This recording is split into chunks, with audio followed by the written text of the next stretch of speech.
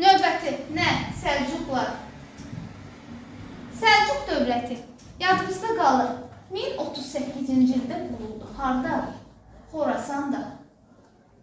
1-ci Toğrul tərəfindən. Bunlar ümumi tarixdə olan bilgilərdir, amma burada da sizə lazımdır.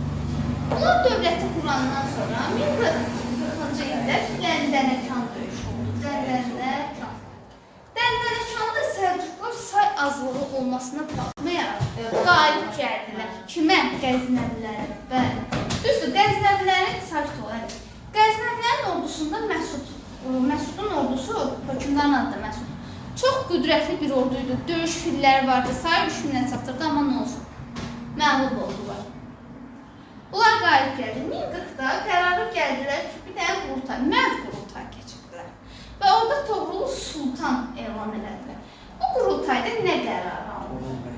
Qafqaza, Cənubi Qafqaza. Cənubi Qafqaza haralarda Azərbaycan, Ermənistan, Gürcüstan. Bəli, Cənubi Qafqaza yürüşlər. Cənubi Qafqaz və İrana.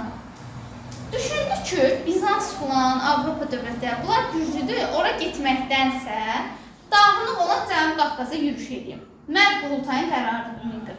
Ona görə Səlcuqlar yürüş elədilər Azərbaycana 1054-cü il. Haralar tutdular? Rəvvadi, Şəddadi, bir də Tiflis müsəlman əmirliyi özlərindən asılı vəziyyətə saldılar.